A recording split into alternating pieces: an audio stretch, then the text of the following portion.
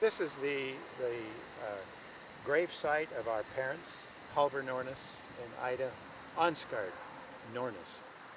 And it's really the home grave site of the Ansgaard family. Grandpa and Grandma Ansgaard are just off over in that direction in the hill. And this was the Ansgaard, our grandparents were the people that immigrated from Norway. And my grandfather Ansgaard, he came here initially to the United States as an adventurer, as a traveler, and worked here on farms, and he was planning on going back. But while he was here, he invited his girlfriend, Barbara Esposette, to come over and visit America as well. And she came here, and while she was coming here, unfortunately, her ship was hit by an iceberg. And it was such a frightening, and they made it safely, but it was such a frightening experience that she didn't want to go back again. So she ended up working as a domestic in Minneapolis, and he went back to Norway.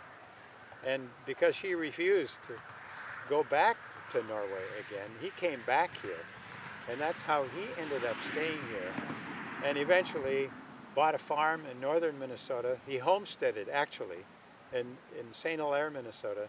And this was such a godforsaken place, and mosquito-infested place, and not very good for farming. So he left the homestead and then came here to Winger, and he bought a farm 2.5 miles north of here, where he spent the rest of his life.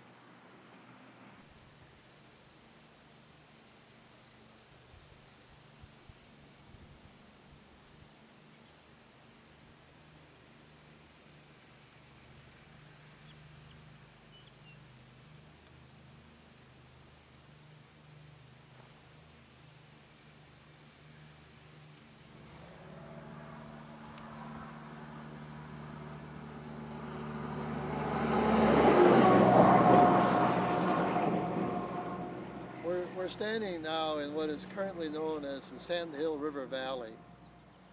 When our grandparents and my grandmother came here to this area, what were they looking for? They were looking for open land that they could raise some crops to feed their cattle. They were looking at grasslands for the animals to graze. They were looking for woods, which would provide fire for heating and lumber to build a home. And then they were looking for water which would be available for the cattle when they were out grazing. So this is what our grandfather and grandmother perhaps called the Garden of Eden.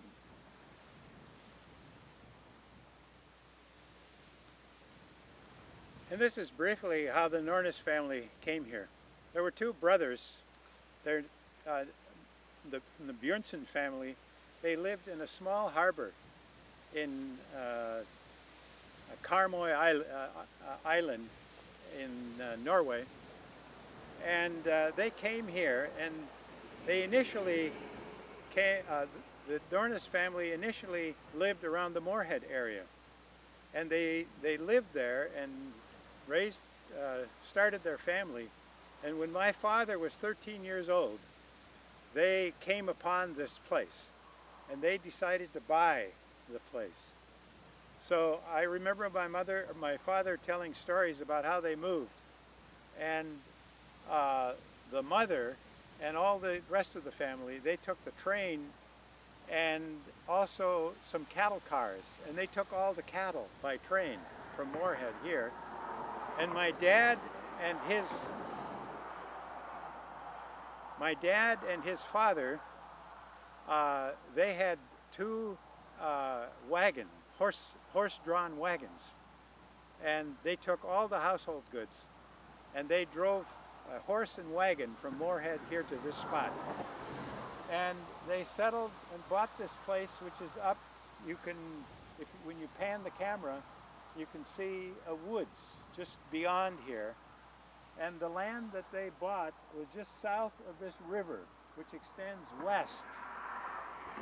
And so this is the place where my father grew, and his family grew up. Also, this is an important spot in the life of our life.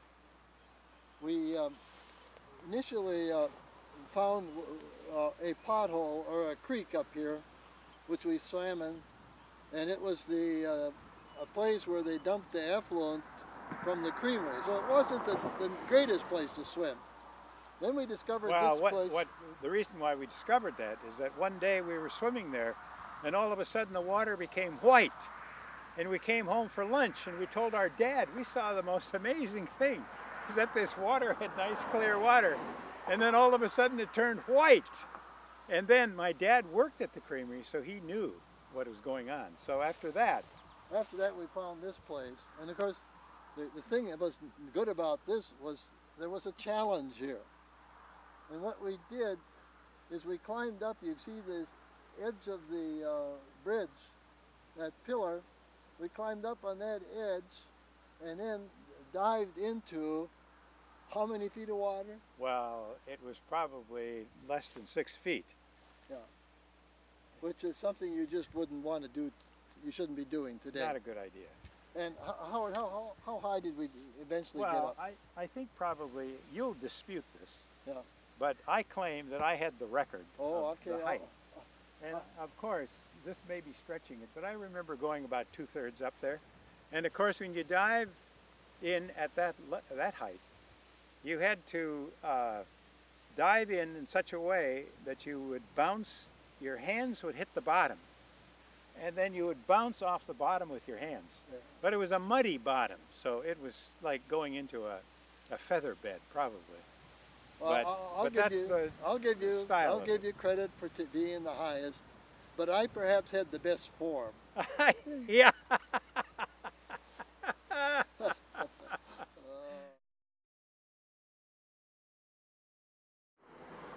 In the winter, we would ski out from town, and these hills over here that you initially looked at, those were the hills that we used for skiing. Yeah. And the farmer had a fence about halfway down the hill. So what we did is we built a ski jump, and we jumped over the fence. We did. Yeah. That's right. And he wasn't happy that we were out there. No, especially when we built a snow jump, over his fence. He was concerned that we would be destroying his fence. Yeah, and we did probably. We maybe did. And he had a right to. I remember one Saturday we were out there playing, and all of a sudden here, the farmer came. Yeah. And we were really afraid, and we all ran home. So that's our hill. It's not a Colorado hill, it's not a Washington hill, but we had fun.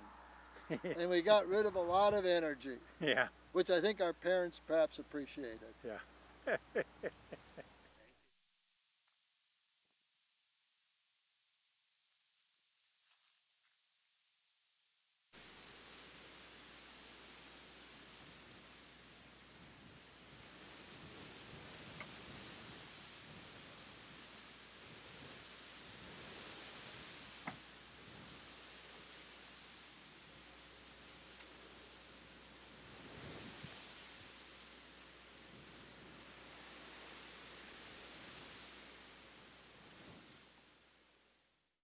We are standing on the site that provided all the resources for our family to develop and thrive in the good old USA. So behind me The grove of trees behind me is actually the farmstead that Grandpa Ansgard developed in the latter part of the 19th century. And that's where he brought his bride, Barbara Esposette. And they developed the land and developed the homestead. And they had their daughter, Ida Ansgard Nornis, our mother. And our family, my parents were married in 1924, and sometime in the latter part of the 20s, they moved from town, Winger, and they moved out to the farm, and they started farming.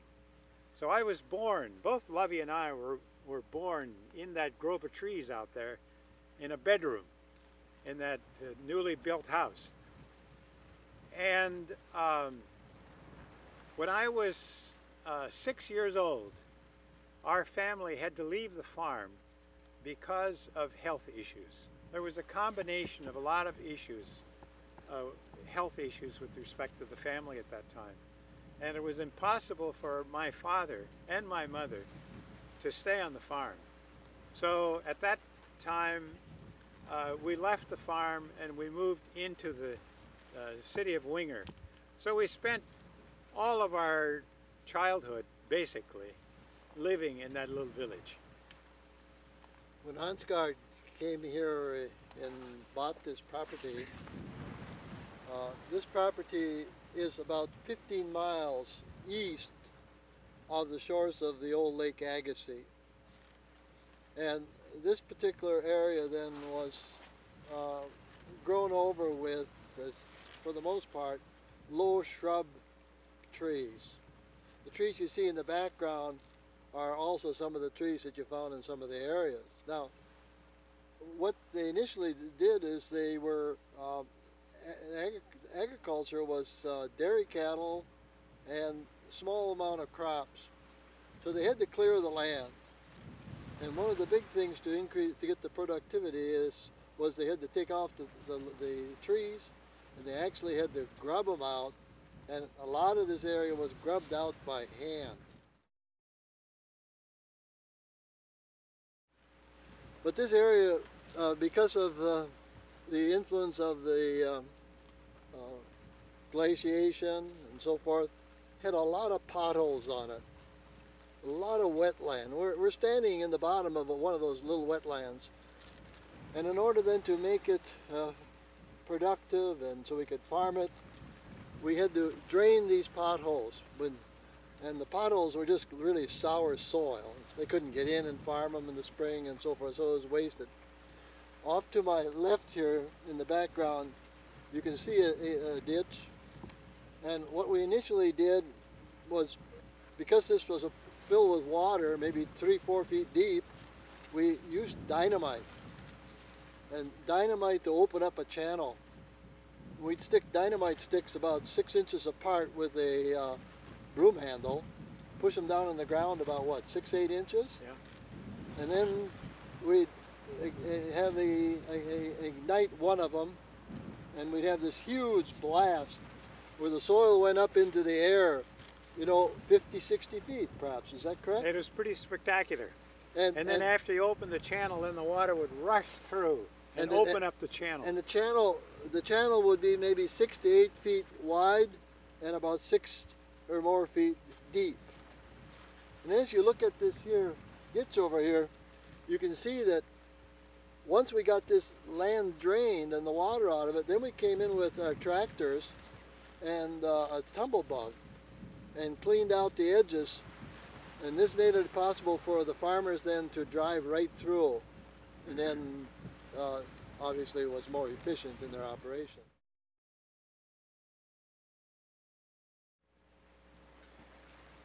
Well, the chronology of the dirt is that when Grandpa Ansgard came here, this was all woods, and it was the first time that there had been any domestication of croplands or farming in this part of the world.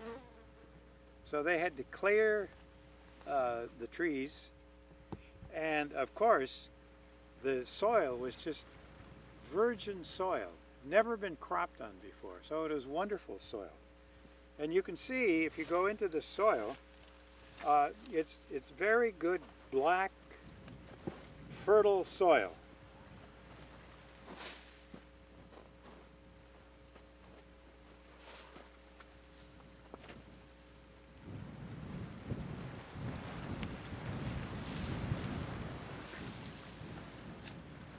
There's a fair amount of organic matter in here, and the way they describe this soil, I would guess, is it's what they call loam soil, which is a combination of sand, silt, and clay, and it's perhaps about equal parts of sand, silt, and clay.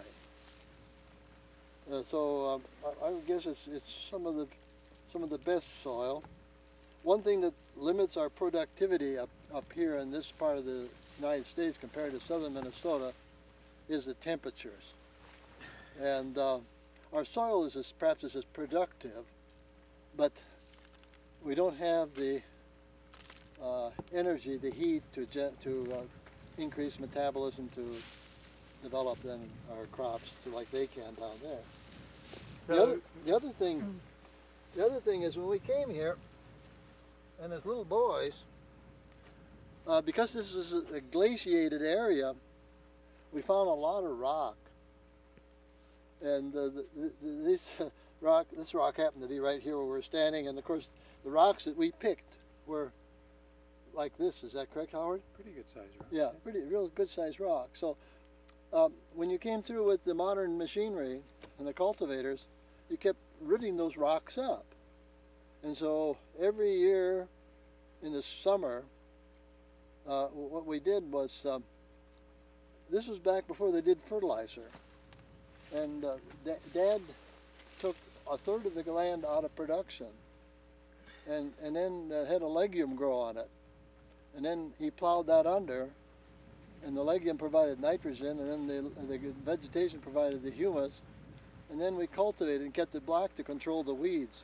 And so one of our jobs was to pick rocks. And we picked a lot of rocks. And it was too bad we don't have it. We got evidence of that back up in the homestead, Howard. We got huge rock piles. There wasn't a lot of rock, but it was enough to give us work. Yeah, give us work. And of course, the other thing we did as kids was to walk through the fields and pick weeds, like mustard. Oh, yeah. So that was a job that young boys could do, is just go out in the field and pick rocks and we got paid by mustards. Paid by so many acres that we did, was that correct? And the other thing that we did was when we came in here, you saw that gopher mound. And so the county had a bounty on gopher mounds. Oh, excuse me, not on gopher mounds, on gopher tails. You'd turn the tails in and you'd collect how many cents? 5 cents. 5 cents for every tail that you... That's right. Yeah.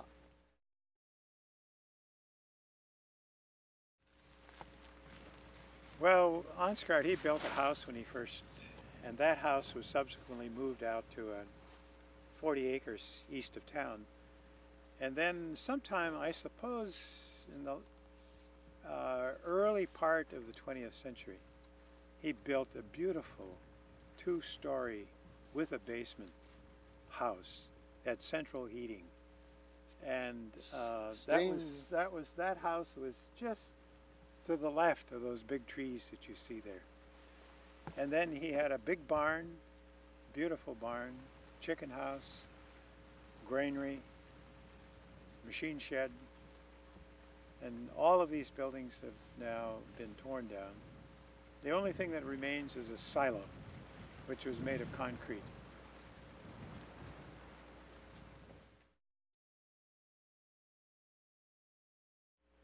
I didn't want to say that. Yeah. That's a sore point. Yeah.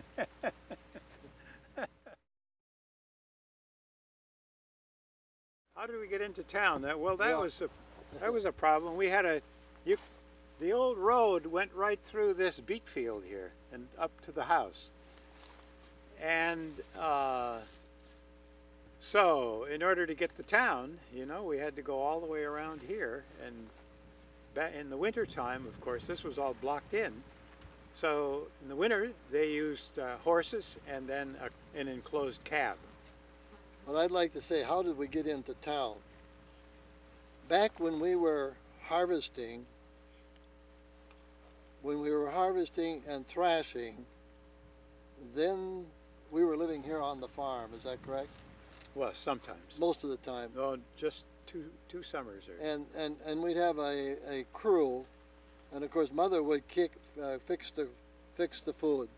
She'd have lunch, then we'd have dinner, then we'd have lunch, and then she'd fix a big meal for the thrashers in the evening. Imagine that, would you? Okay, now then back to when we started combining. We were living in town. What did my dear mother do? When we were busy, she brought the food out to the field, warm. This beautiful roast, potatoes, carrots, bread, milk, and everything. Now, our wives got involved with that also, might add. Because back when we were started professionally in our careers, we used to come here in the summer and help Dad at the harvest.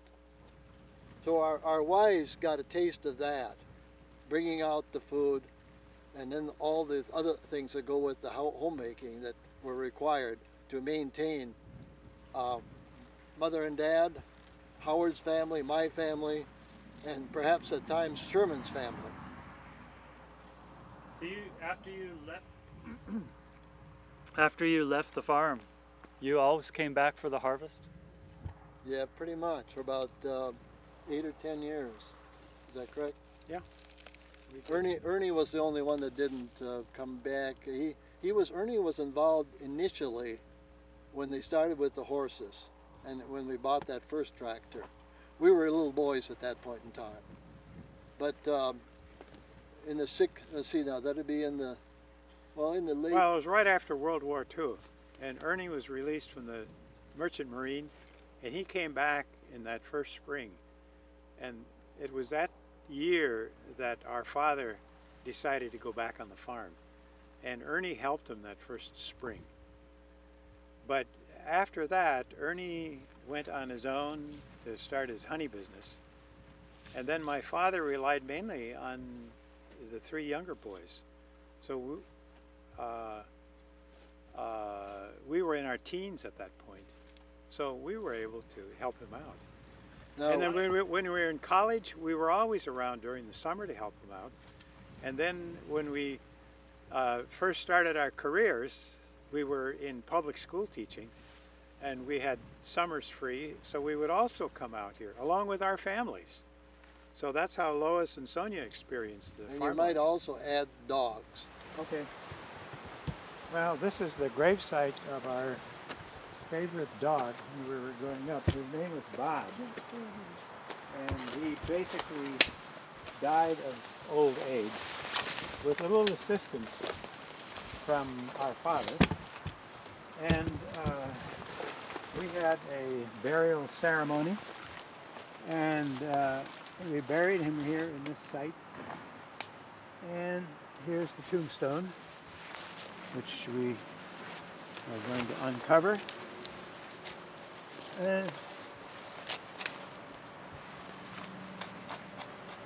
Now I'm trying to, and we carved out and chiseled out his name.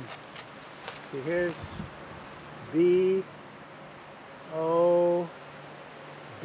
right here, Bob. Well, Bob the dog was our favorite dog when we were growing up. And in 1943, after a long life of playing with us, he died. And it was a sad occasion. And to commemorate his life, we created a burial site here under the tree and chipped out a tombstone. Yes, right. You can use your own imagination for that. Hey, I have a question. Yeah. How old was the dog? The dog had to have been about, I'm sure, 10 to 12 years of age when he died. Well, No, you know, we- I was going to say about the weather was just fine when we were growing up because we'd never experienced anything else. No. But then once you leave it and live in another part of the country, you understand how, Well, the other I was thing, going to use this word awful, but how harsh it was.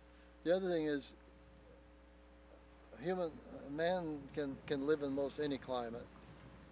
And all you have to do is have the right mentality and dress accordingly. And today, of course, we've got all the wonderful clothings and so forth and so on. So it's not that bad up here in Minnesota. Now, I'm from Minnesota. Howard's from Colorado. So I think our weather is great. The one thing about the weather, there's one thing about life. Change is always good.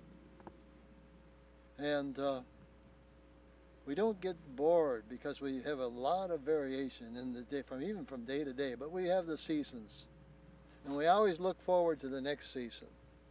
And the next season brings us new challenges, and the next season brings us new opportunities. And we learn to enjoy them, make the most of what we got. Well, that's good. So in terms of the winters, our first snow would come to the ground around early November, and that snow would be on the ground until probably mid-March. And that was winter, and they were long. And I remember as a child, of course, everything as a child is bigger than today when you're older. But I do remember as a child living in Winger, the house just north of us. It was a one-story house with and the snowdrifts were up as high as the eave troughs. Eave troughs of the house, and they would be about 40 feet long. Okay, so this was really challenging for a young person. And so what we did as children is we dug into those snowdrifts and made rooms. And we had rooms that were 3-4 feet tall, I suppose, and maybe 8-10 feet in diameter. And I don't know how our parents allowed us to be in those things, because as I look at upon now, and if it were my grandchildren, I'd be very concerned at the possibility they could cave in on them and so forth. But we lived kind of I'm going to say unsupervised, but that wouldn't be proper. But we had a lot of freedom. We had a lot of freedom, and we were creative in our play. We didn't have a lot, but we used what we had. The prevailing winds are from the northwest, but I wouldn't say it's particularly windy, unusually windy. Oh, yeah, it's windy. I see, okay. It's windy. As a matter of I fact, don't remember that as a kid because that's the way we grew up. Yeah, I still am here. It's windy, as evident yesterday out on the lake. It's windy. But because of this, right now they're contemplating establishing a wind farms in this area, going green.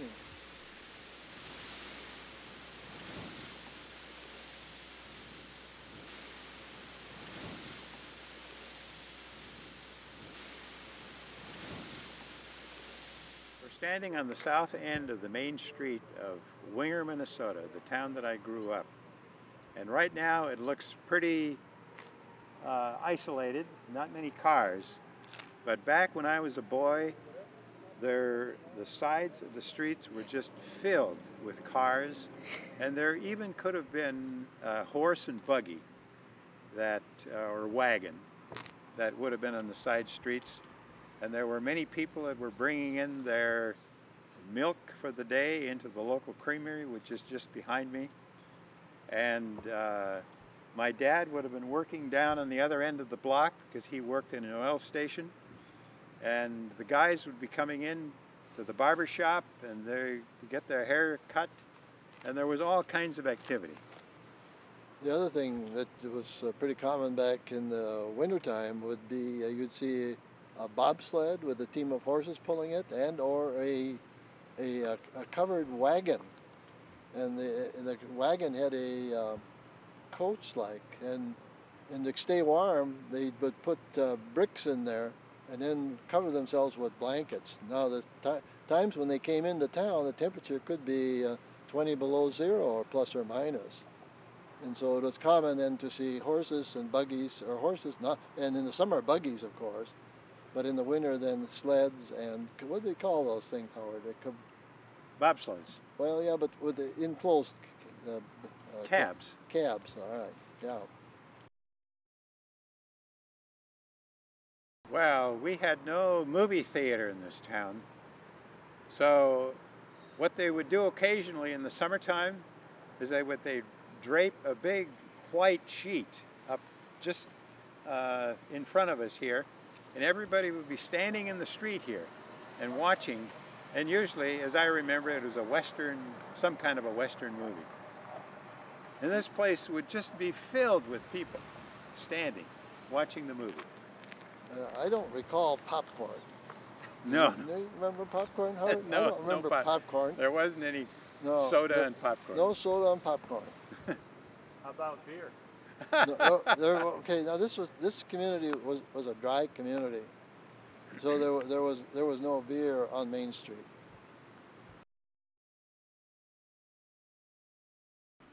In the background we have the Farmer State Bank of Winker, Minnesota, which was founded back in the late 1800s, maybe early 1900s. Our mother was a teller in the bank, and the story goes that our father came to make a deposit, and he saw this beautiful woman. And from that first contact, romance developed, and they were married in 1924, and from that marriage, of course, came the 4 sons, born to the family. Back in, as I recall, back in the early days, there was a robbery here in town, and the bank, of course, was robbed. And to the best of my knowledge, I don't think they got arrested for this particular crime. I think they came in on horses and just walked in and they said, "Give me money," and off they went. Of course, that was before our time. And the other thing about the bank is that Ansgard was one of the charter members of the bank. And then what I remember of the bank is just the post-robbery era. And the post-robbery era, that was because of this robbery, they put in a huge security system. So they had steel walls between the tellers and the customers, and they had a little window that you had to transfer the material to. So it was just post 9/11 like security.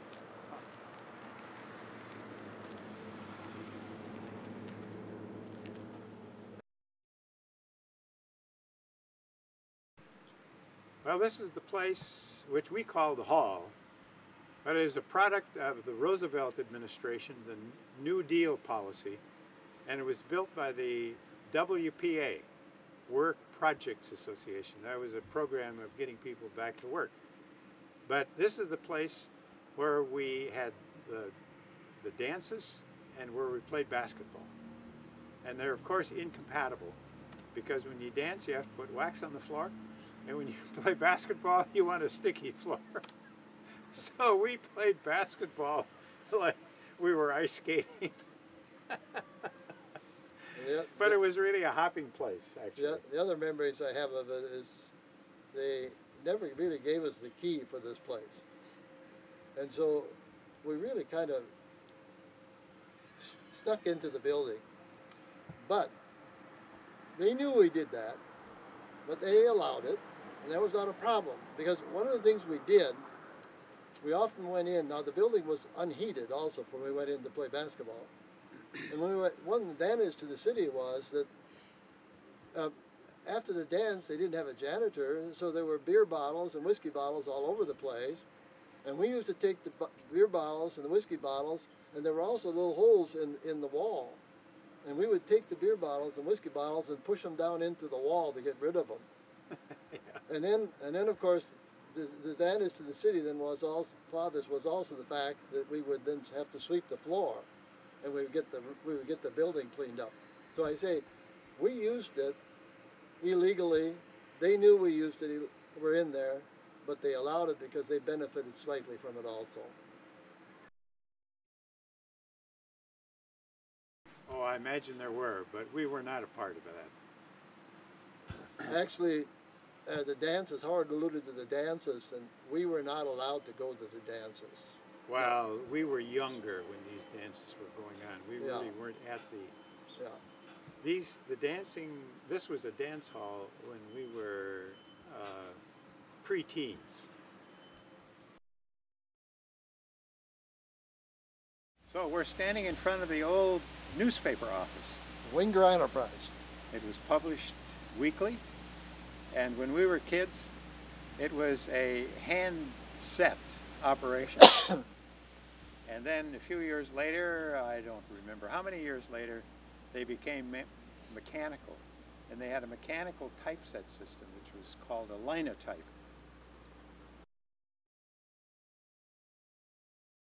Well, back in those days, it was very common to have the social part of the newspaper. And it said something like this: Laverne and Norna's family from Bloomington, Minnesota, visited the Halver and Ida B. Norna's family on such and such a date and returned back to their home in Bloomington. And then it was also common to talk about baseball and sporting events. And of course, Howard and I were the main battery back one time for the Winger Tigers. I was the pitcher and Love was the catcher. So they would always have these newspaper articles on the amazing play of the Winger Tigers. And our success as individuals. Yeah, right. Yeah.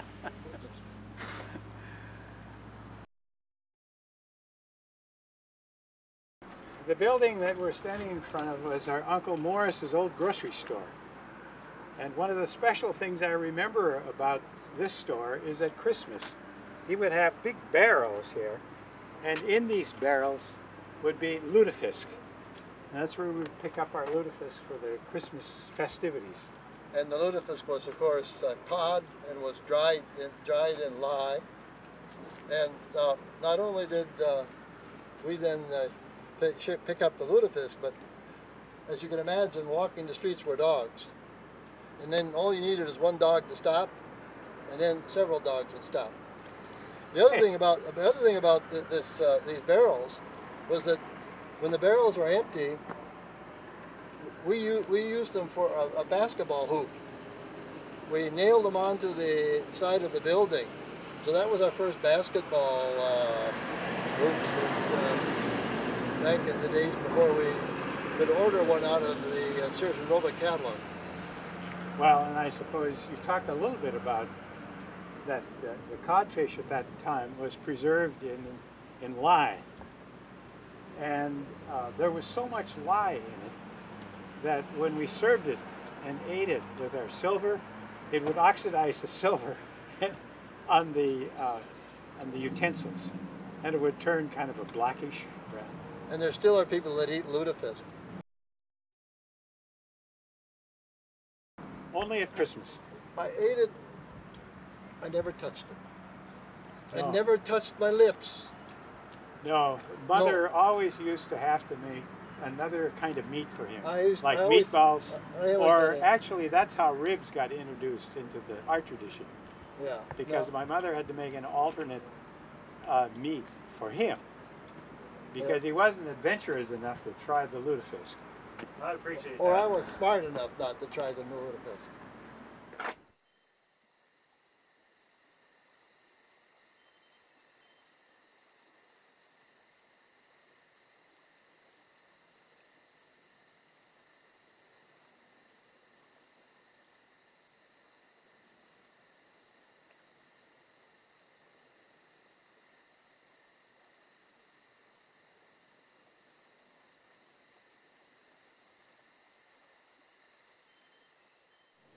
This monument was erected after World War I in memory of Nels T. Wold. Nels T. Wold was given the Congressional Medal of Honor for his heroism. As we were told, he was instrumental in capturing a number of German bunkers. And as a result of his heroism and his efforts, he saved the lives of many, many of his colleagues. As a child, I remember coming to visit this at many, many occasions, and I had a great admiration, and it meant a lot to me in terms of seeing that one of our native people had been so patriotic in making an opportunity for us to live in this great world and share the bounties of it. One of the biggest memories I have of the most people being here was in 1948 or 49, something like that, when Hubert Humphrey was running for the Senate, the state of Minnesota, and he made an appearance here, and this park was just filled. There's something else I want to show you on the other side of this monument. So on the back of this monument, what I wanted to point out here, this is a plaque of the number of young men that were drafted into the Army in World War I. But I think what it really indicates, it gives you a sense of the number of people and the vitality of this community back in the early part of the 20th century. I mean, in this small community here, look at the number of men that were drafted. As I look at this, I see one family here had 4 members involved in this particular war. That's a real sacrifice to the family, and I'm concerned. And fortunately, our dad was drafted, and he had his physical, but he wasn't old enough.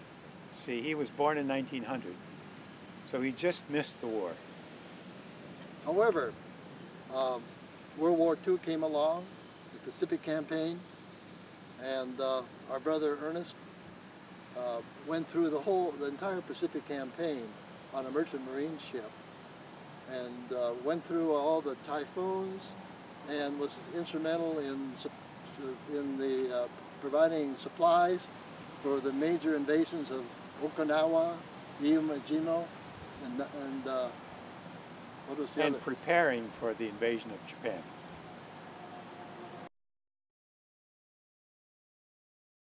Well, being quite naive and really not understanding the complexity of our country and the interaction with other countries, it was to me it was quite a surprise. And when we heard about the first invasion of Pearl Harbor, I remember we were going up to our Aunt Gunyon's on a Sunday afternoon, and then we heard about it, and it had a great impact. But I remember during the war, the people made many major sacrifices, and it wasn't that big for us, but I remember we had what we called gas rationing. And we had what we called T stamps and B stamps and so forth, which enabled you to get buy so much gasoline. The other thing, as I recall, they regulated was the sugar. We were limited in terms of the amount of sugar we could buy. Howard, what do you remember? Well, it was food stamps, actually. Yeah. And all food commodities were rationed. But I was 10 years old the day of Pearl Harbor. And when we heard about it, I was personally really afraid, because we had the sense that it was possible for Winger to be bombed. We just didn't have a comprehension of what was possible. And there were rumors, and there was some evidence that there was some military activity on the West Coast. So, and the other part of it that we were kind of directly associated with it was the boys were being called up and drafted, and they were sent, and then they would come home in furloughs, and it was really a special occasion when one of these GIs would come home and they would tell us stories about fighting in Germany or fighting on the islands in Japan, and in particularly Air Force pilots. because that was such a glamorous thing. And they would come home, and they were usually officers as well. There were these young 18, 19-year-old men that were flying these big bombers, making bombing runs over Germany. So they were really heroes, and it was special for them, for us to talk to them. And there were also when the war was over, there was huge celebrations. I mean, there was bells rung, church bells ring, dynamite going off, fireworks, and it was a real celebration.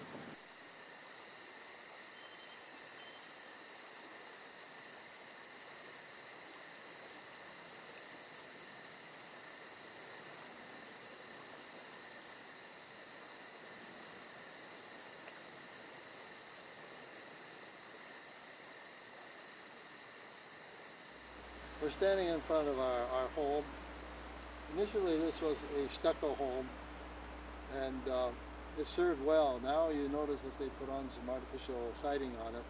But what also is different is this here was our main one of our entrances. And we had a nice screen window porch on the front of it. And now we got a tree to look at. So that's what's different about it in appearance. And of course, what's really different is that the Nornis family's not living there. And this is where we lived from the time, this is where I lived with the exception of 2 summers, from the time I was 6 years old until I left after college. We moved out to the farm just 2 summers, but aside from that, this is where we spent our growing up, in all of this beautiful space. And have fond memories of living here. We had the freedom of the area. Everything was secure, so we could roam around and do whatever we wanted to. And as we alluded to earlier, we did a lot of creative types of play, and we were allowed to do that and express that. It was a great place to grow up.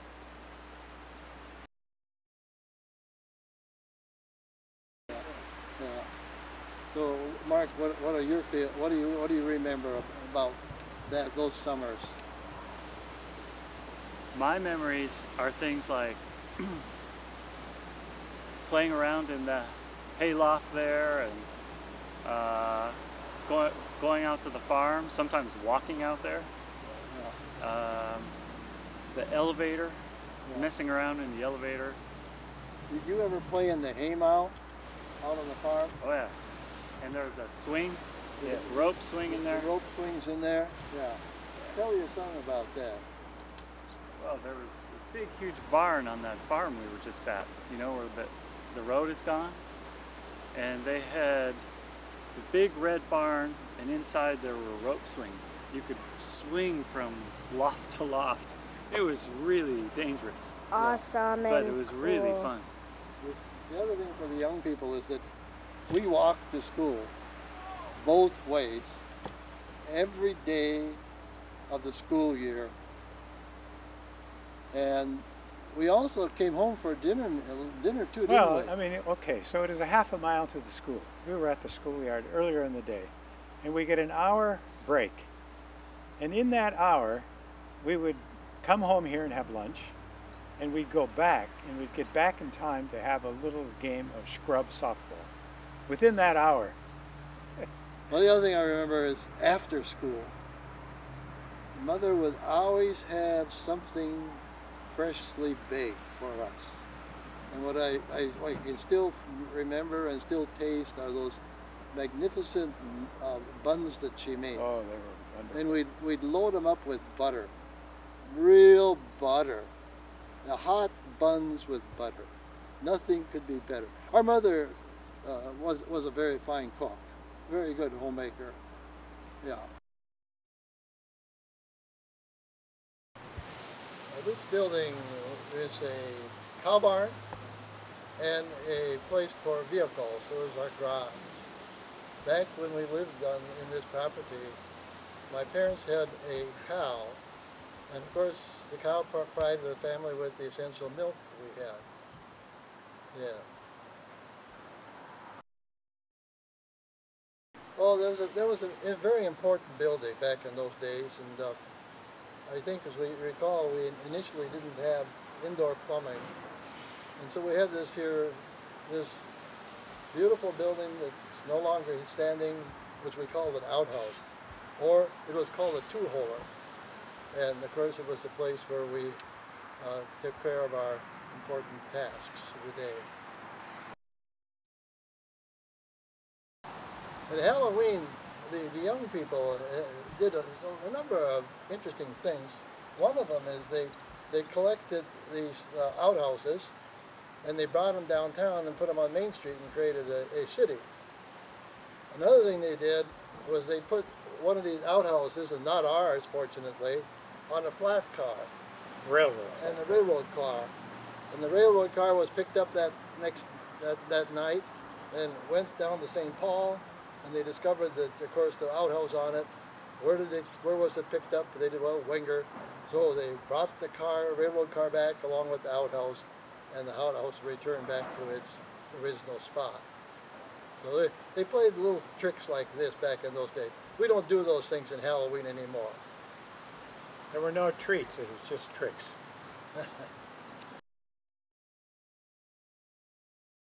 Yeah, the gardens. We had about half of this property back here was a vegetable garden. And in that garden, you know, it matured about the time that we would come here and help our parents during the summer. So we had wonderful food. And then my mother had her flower garden, which was just beyond this tree where you now see the tomatoes. And it went all the way over to the trees.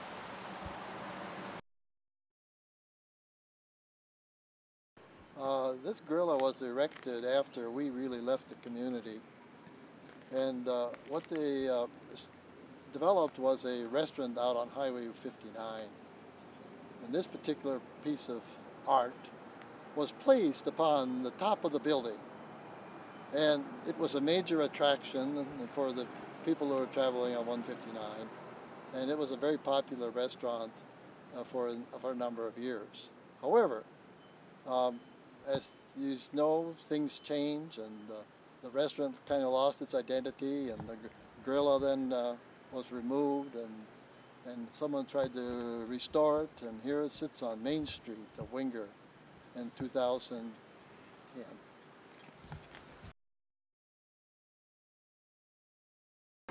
What we have here is a dominant carnival, and I think it's a great tribute to this area, and it's something for us as people to live up to. You know, let's take charge, let's dominate, let's go, let's live, let's be alive.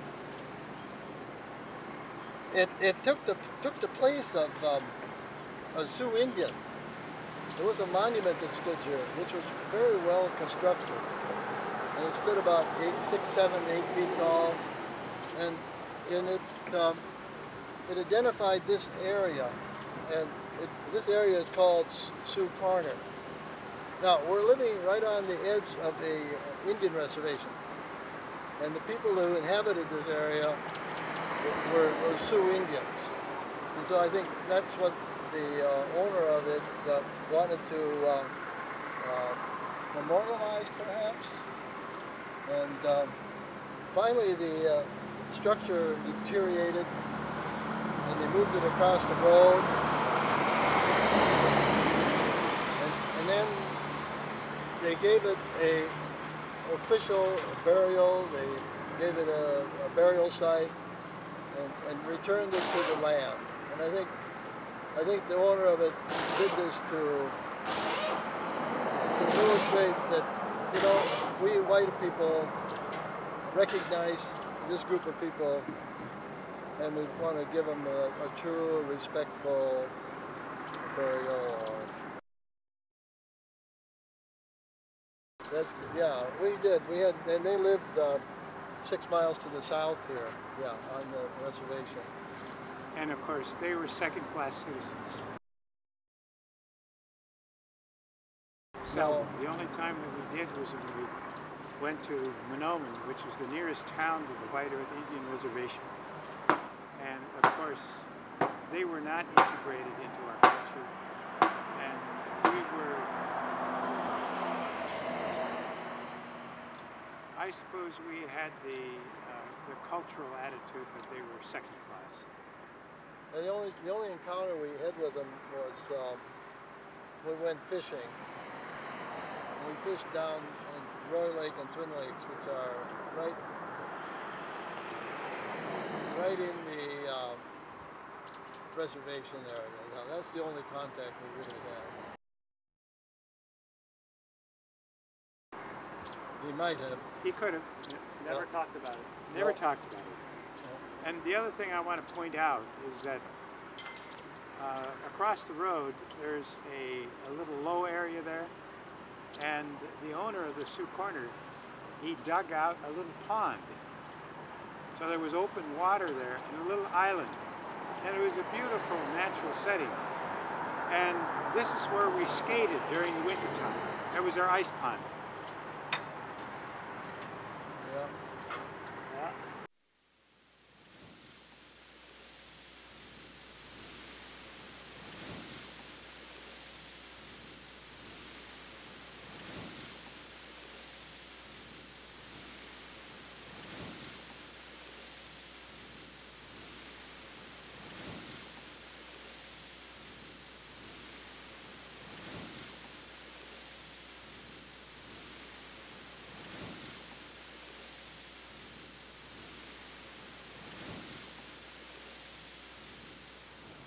This is our school.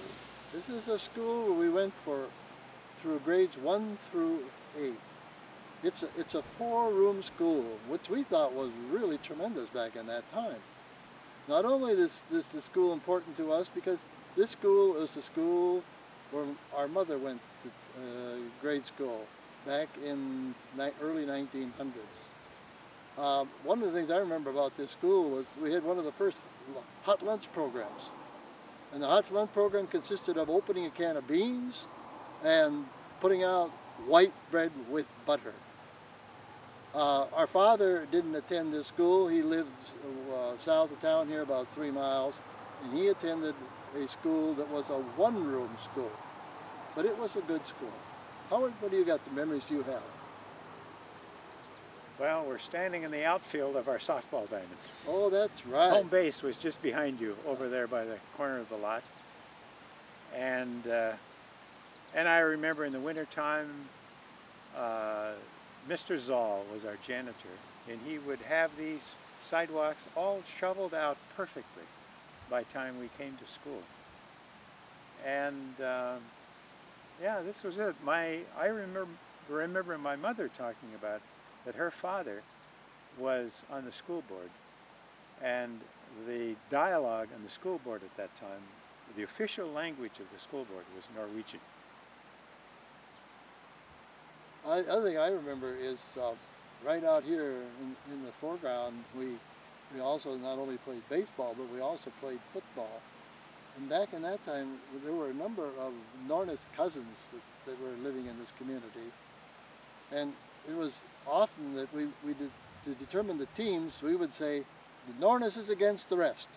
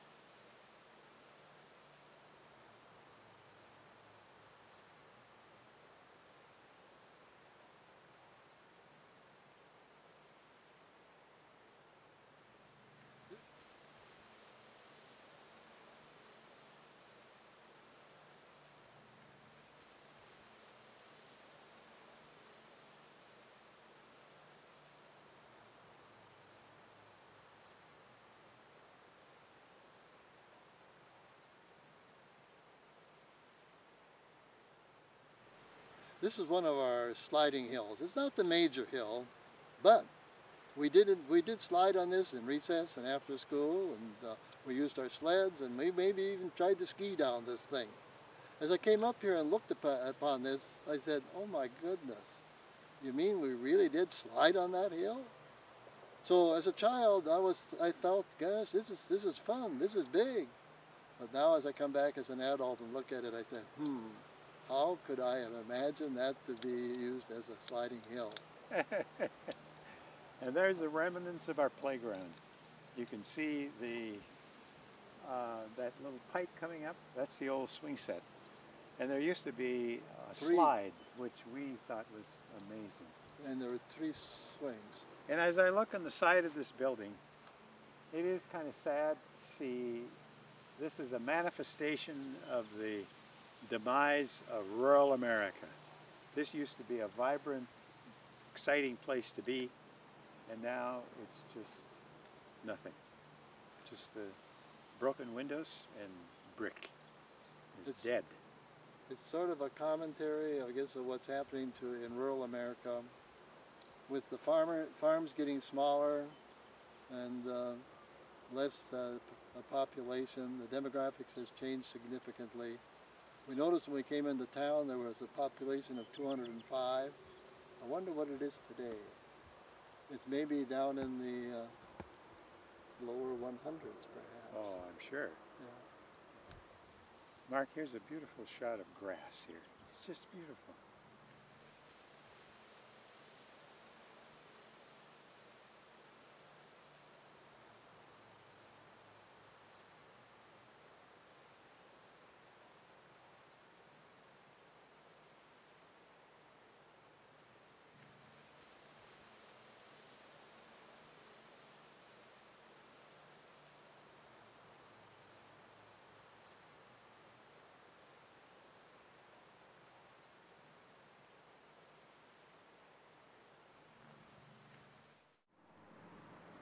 This sign summarizes it all. Reading the sign, you can see reserved for the clergy. We come from a very traditional community, a very conservative community. And the pastor, of course, was held in fairly high esteem in the community. And so the parishioners want to, designated a special place for him. They set him off from the rest of the people. And so here we go, reserved for clergy. We are fortunate to growing up then in the Christian faith and in the Lutheran traditions. And one of the things, of course, that we had instilled in us is, of course, the belief in a higher God, and the thing I appreciate is one of the things we learned is the work ethics, do an honest day's job, and of course being respectful, respecting your elders, respecting your neighbors, and doing good and caring for your neighbors. And these are typical traditions of America, but they were handed down to us in this community, and for this I'm very grateful. This is a very special place in the community, and in particular for our family. At that time, the church was the social activity, or you could even say the cultural activity that we had outside of the home. So for the kids, it was the Luther League. For the women, it was Ladies' Aid. And then every week we had our weekly service. And both of our parents were very active in the church. My father was the treasurer of this church for most of his life. And I think the treasurer is something that is an unwanted task, and the fact that he was the treasurer for all these years says something about who he was, his accountability and his dedication to the church. And my mother was also a very talented person, in particular in music. and she played the organ in the church for many, many years. And I think another story that says something about our mother is that the pastor usually had about two or three other churches in addition to this one, and these churches were in the country. So on a typical Sunday, my mother had to play the organ in this church, in the town church, and then after that, she and the preacher would drive out to the country church where she would play the organ for that service. And while all of this was going on, she had prepared a chicken dinner that was baking in the oven. So when she came back from the second service out in the country, then we would come home and have our traditional chicken dinner on a Sunday afternoon. And what you forgot was that she had to get 3 or 4 children ready to go to church, to Sunday school and to church. Howard, you're right, those dinners were really great. But I really remember the roast beef dinners. Oh, the roast beef dinners. The roast beef dinners just stand out, and that was her what's the word? That was her specialty. Yeah. Oh my well, words! It was the church that was really the social center. Yes. And the barber shop, and the beauty parlor, and the grocery store, and in the street. Yeah. On a Saturday night, especially in the summer, this street was completely filled with cars, and people would just congregate around. Yeah, and the merchants, socialize. The merchants figured that out. And what they did was, on Saturday nights, they gave away some gifts. Is that correct, Howard? Well, they would have a drawing. A drawing. And they would get people in. And that way they got the people in. And then the kids, of course, just enjoyed it. I mean, they were running free around the city. Yeah. So this is probably the time for me to just describe how much I cherish the reality that I was born and raised in a place like this. It gave me so much freedom. And we were in an environment where we didn't have very much. So it induced a lot of creativity because we had to create our own playthings. We created our own toys. We created all of our own activities. And there was something special to do in every season. As we talked about earlier, in the spring it was rafts and kites. And the summer it was the whole swimming hole down by the river. And in the wintertime, we didn't have a ski hill, but there were hills around, and we would walk out as a group and we would create a hill.